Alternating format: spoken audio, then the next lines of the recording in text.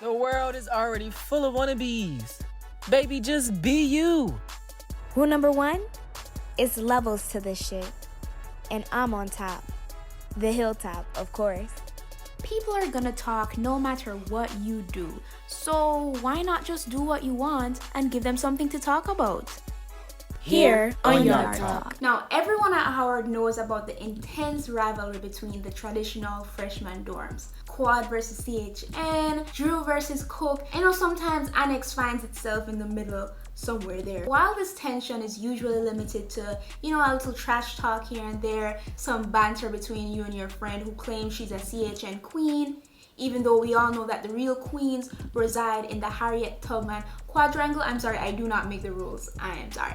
Every year, these rivalries come to a high during Res Fest. Res Fest is a major Howard tradition that goes back several years. Now, even though Res Fest lasts for an entire week with lots of different activities, the main event that everyone looks forward to is the competition between the step, dance, and stroll teams from the different dorms. Now, last year when spring semester was starting to reach its peak, it was getting nice outside. It was going to be Darty season. RIP, Darty season gone too soon. These teams had their first exhibition at a pep rally at Banneker. I didn't go to that pep rally because I wanted to sleep. I was thinking that I would have more chances to see them. I would see what they're really made of at Res Fest, so I didn't even have to worry. And that is one of my biggest regrets to this day. And that's because we all had to leave campus before Res Fest could even come to fruition.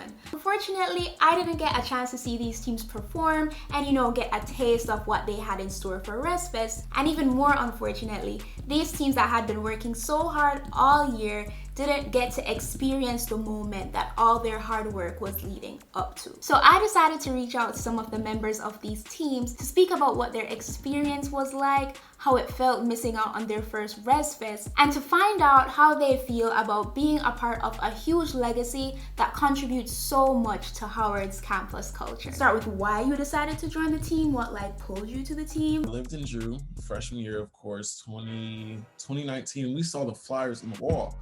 So I was with my roommate and I was like, hey, this looks cool. Let's go do it. Because in high school, I was football. So I didn't have a lot of campus involvement. So I said, okay, in college, I want to change this. I want to join different organizations and do different clubs. I was like, okay, let's just go do it. And I was like, it sounds like it's about dancing. I like to dance. I don't consider myself the best dancer, but I enjoy dancing. So for me, the reason why I did stroll, I come from a dance background. So I, of course, wanted to continue dancing when I got to college. Reason why I chose stroll was because I had a friend who was on the previous year's stroll team. And I also saw her at ASD, and that was my first time actually seeing them in action doing stroll. And I was like, oh, okay, that looks fun. And then just talking to her about the sisterhood aspect and also, just the experience. She highly recommended it. So I was like, let me just go in there and go to tryout. I came to Howard for ASD. We got to see Stroll, they strolled Cook, I think Quad and Drew all strolled together in Burr, and that was a cute little moment. And then I had met up after with one of my friends from high school that goes to Howard, which is a senior now, and she was on CHN 18, and I was like, yeah, is there any opportunities for guys to dance organization wise on campus? She said that it's mainly just through stroll. I just want you guys to walk me and I guess the viewers just through your general emotions throughout the whole year leading up to that. Okay, so the way that it works is that we're basically training up until this moment. So this moment meant a lot. It's wow, the day has finally come. I'm exhausted, but I still have the adrenaline in me. So that day was real hectic because we were all trying to look cute.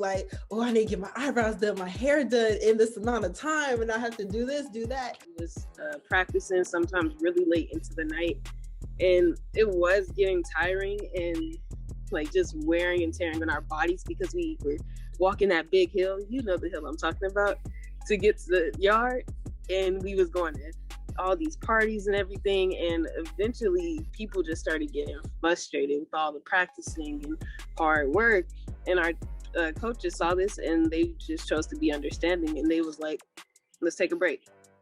and then we did that, and then we came back, and everybody was just like back to square one, and we were all having fun again and learning even better this time because of the break. And so we really thought, like, we went from a group of girls that knew nothing about step to girls who could actually step. What does it mean to you to know that you're a part of such a strong legacy, and how important is it to you to just really make sure that it continues for as long as possible? It means a lot because we understand that it's something so much bigger than ourselves, because it's this history, this legacy that's been part of Howard culture. I think they've had stroll teams since like 2012. And now we're going into 2021 and beyond. So it's like something I definitely want to continue on, and it's extremely important. There's a huge weight on us because, for one, our experience was completely different. We didn't get to experience all that we were supposed to. So now it's really in our hands. And I think for quad, it's most important because our coaches were actually juniors because they had to skip a year because it was under construction and everything. So they're about to be out of here in a few months, and we're here and didn't get to experience everything. So now it's like we kind of have to change it a bit, but we still want to retain, the legacy that has been given to us. Even the way that we stroll, the way that we walk, like everything, like if you look at like other schools stroll, like Morehouse or Spelman, how they stroll, we don't stroll like them. Howard stroll teams are very specific to Howard. Like it's a specific culture that we have. Like our strolls don't look the same. The way that we walk doesn't look the same. Like I know for Drew, our walks, like the little swipe walk, the little two walk, those got introduced in like 2013, and we've been doing it since then. Before, they were just training, going in circles for as long as they had to.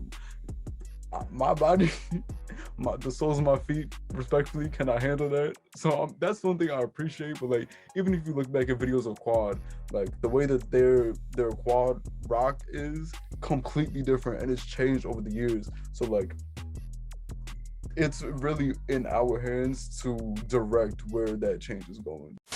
What's up, Bison? It's your favorite Yard Talk host, Ashleigh Cash, here today to interview some of the people who are in the know about what's going on in Howard, what's been popping, and what we should look forward to for our future. So sit back, relax, and stay tuned as I get into it. What is one word you guys would use to describe Howard culture?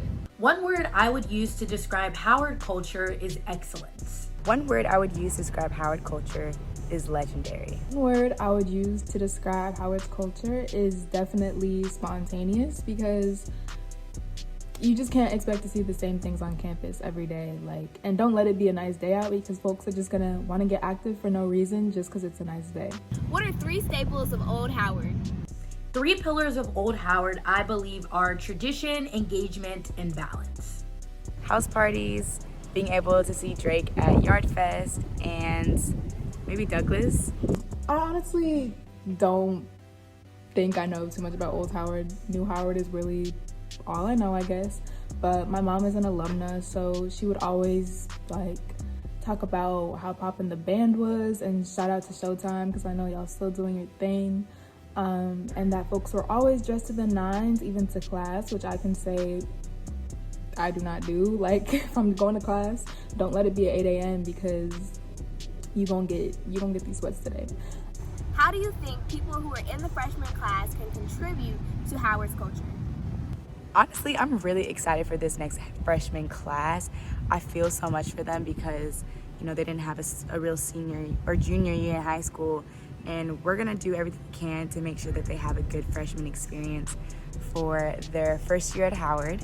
And I know they're gonna just bring so many ideas and just experiences and culture to Howard, and I can't wait to see what happens. Unfortunately, this is my last year, but I'm excited because I know it'll be the best. Biggest addition this new freshman class will make to our Howard University culture is the ability to shape the culture. And I say that because when we get back, we will have 3 classes that will not have ever had a full freshman year experience. So it really allows students to come in and define that experience for themselves. Specifically, it's gotten me excited because I've seen students run for elected positions this semester, and the ideas that they have, bring electric cars to Howard and all of these different events. It really shows that the world is literally their oyster and how they want to define their Howard experience. What are some of your most favorite things about the new culture that is at Howard?